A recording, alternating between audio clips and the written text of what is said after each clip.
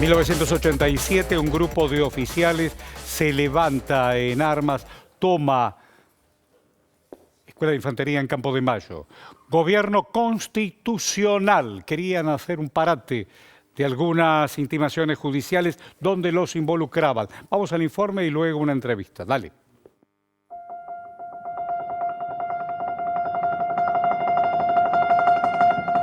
Acá el problema es el siguiente.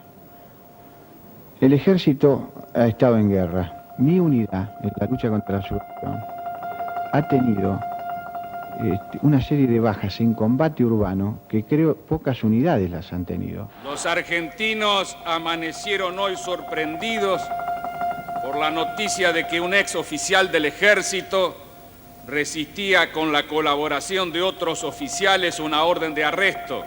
¿Cómo puedo estar yo tranquilo cuando un suboficial mío la semana pasada ha quedado en prisión preventiva, cuando yo le puedo decir que es uno de los hombres que he conocido en mi vida de mayor calidad profesional y humana? Él no sabe por qué cuál ha sido su actuación en la guerra. Sí sabe que está preso por excesos.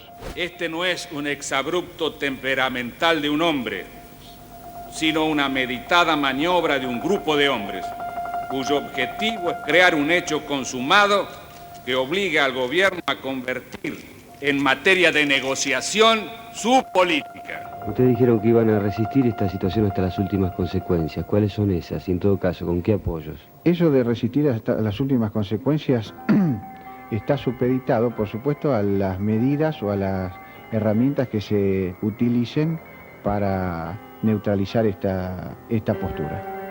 Se pretende por esta vía imponer al poder constitucional una legislación que consagre la impunidad de quienes se hayan condenados o procesados en conexión con violaciones de derechos humanos cometidas durante la pasada dictadura. ¡Métete el tiro en el culo! En estos momentos un oficial acaba de disparar un tiro al aire.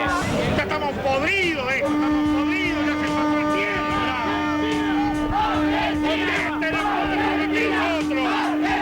Estamos podridos de la bosta estamos podridos. Dentro de unos minutos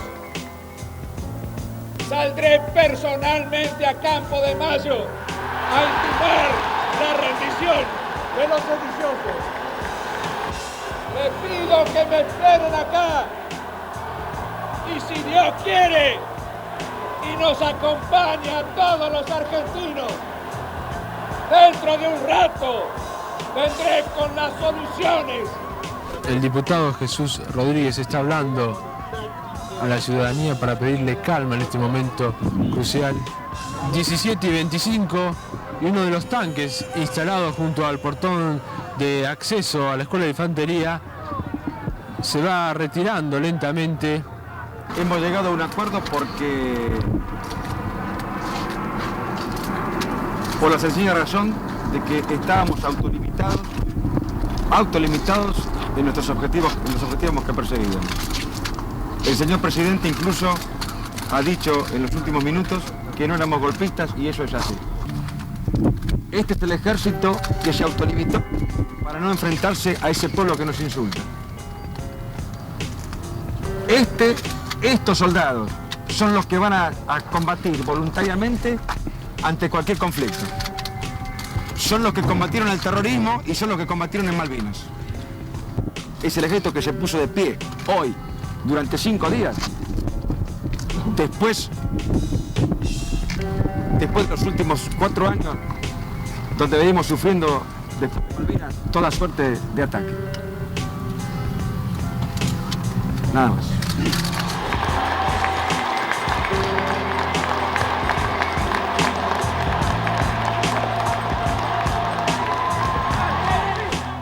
Y hoy podemos todos dar gracias a Dios.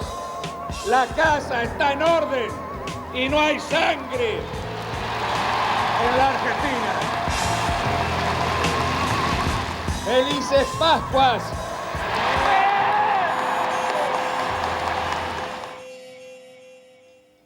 ¿Cómo se disuelve la historia? ¿Cómo se entiende la historia? ¿Más lejos o más cerca? en ese balcón donde además de la figura del presidente de la República, en aquel momento Raúl Alfonsín, toda la dirigencia política sosteniéndolo, apoyándolo. ¿Qué pasó en Campo de Mayo? ¿Qué se negoció? ¿Qué se dejó de negociar? Luego vinieron las leyes de obediencia debida, de punto final, después el ida y vuelta, las intimaciones judiciales quedaron, después se replicó con Zeinaldín. Muchísimas gracias, doctor Jaunarena. Al contrario. Muchísimas gracias. Bien decíamos con Néstor, usted ha sido un protagonista central en estas historias. ¿Usted viaja a Campo de Mayo con el presidente Alfonsín? No, yo estuve en Campo de Mayo la noche anterior. La noche anterior. Y horas antes de que el presidente fuera a Campo de Mayo.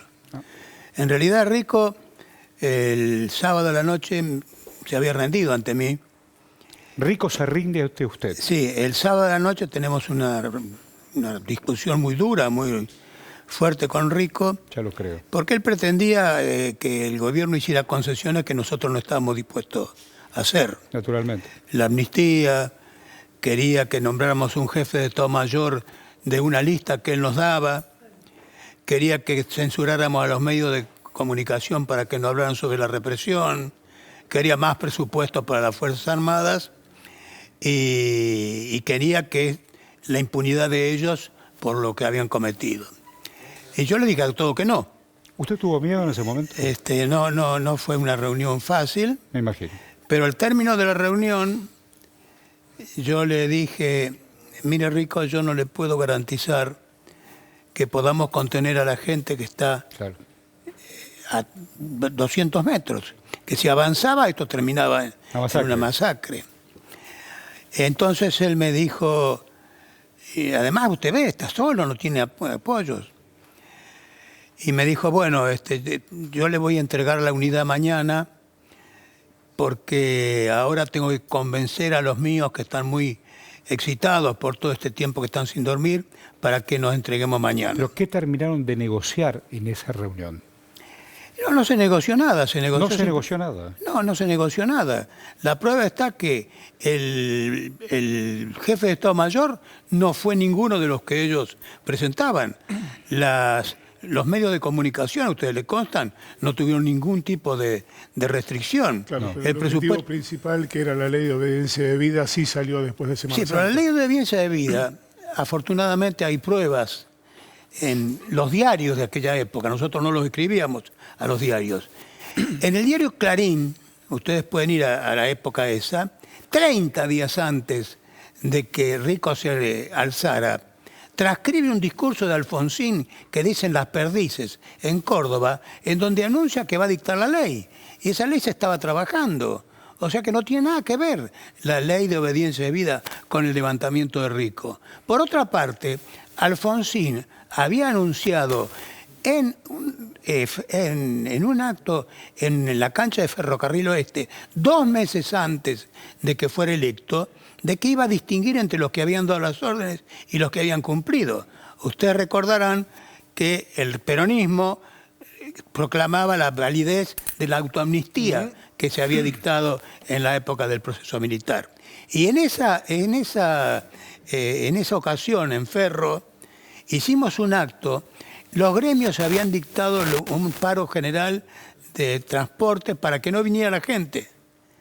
Y la cancha de Ferro se llenó. Ahora, mirándolo con retrospectiva, digo, si la ley estaba en marcha, la ley de obediencia debida estaba en marcha, y era uno de los reclamos de los Carapintadas, digamos, tenían solucionado un reclamo antes de amotinarse. ¿Por qué se amotinaron? El reclamo de Carapintada era amnistía, y la ley de obediencia debida no es la amnistía. A ellos querían amnistía. Amnistía para los comandantes. Ellos lo que sostenían, decían solución política de todos los procesos vinculados con la represión.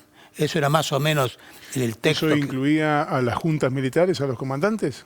¿Cómo? ¿Incluía a los comandantes? Abarcaban también a los comandantes. Claro, ellos proponían que eligiéramos de una lista de 5 al jefe del ejército. No, está bien, pero yo pregunto, ¿esa amnistía incluía a Videla, Macera y Agosti? Bueno, no distinguían. Es decir, en ese momento, la ley de amnistía, Rico tenía sus apoyos en algunos militares y el apoyo de los montoneros, porque ambos pedían la amnistía. si salía la amnistía, salían Videla, Macera y todos ellos, pero además salían Firmenich y todos los montoneros que habíamos puesto presos nosotros. Es decir, había una especie de acuerdo, o no sé si escrito o no, pero pedían lo mismo. Y nosotros no estábamos dispuestos a dar la amnistía.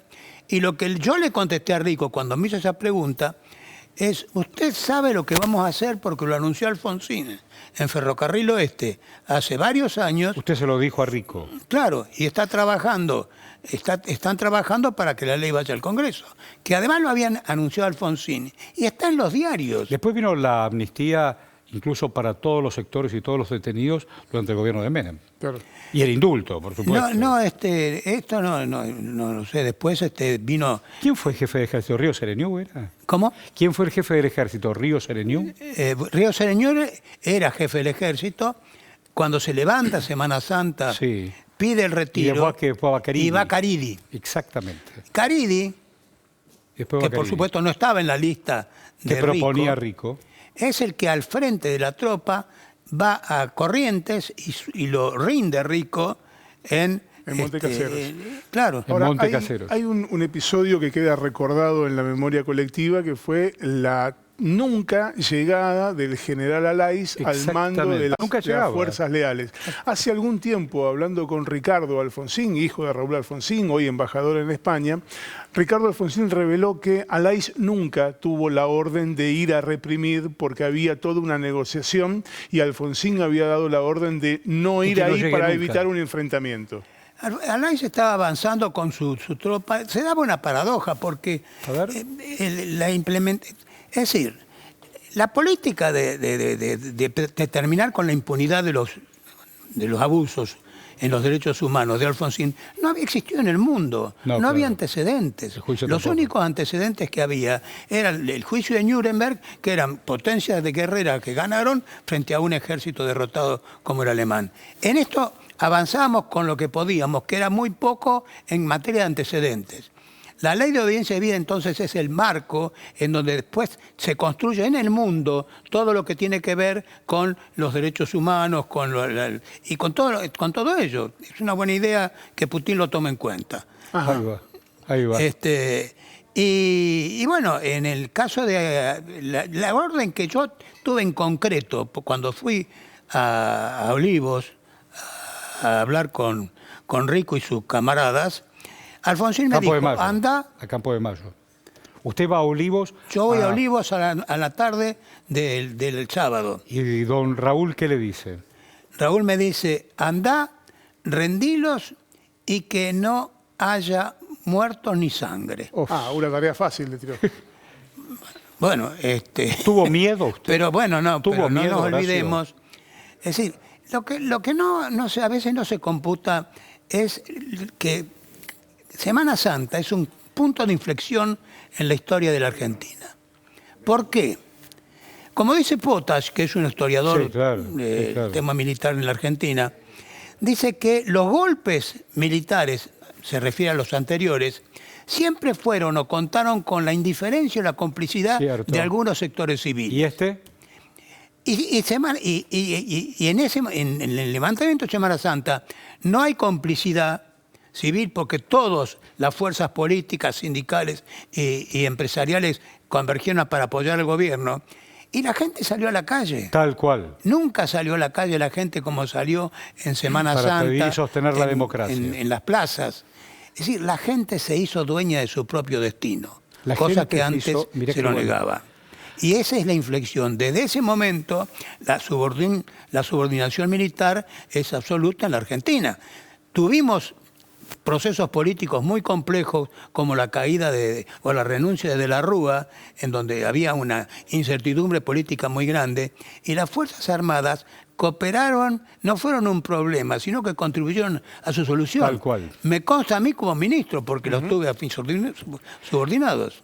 Le agradecemos muchísimo, no solamente su memoria, su compromiso y la vitalidad de la democracia. Muchísimas gracias, Jaun Arenas. No, al contrario, es un gusto recordar todo esto con ustedes. Muchas gracias.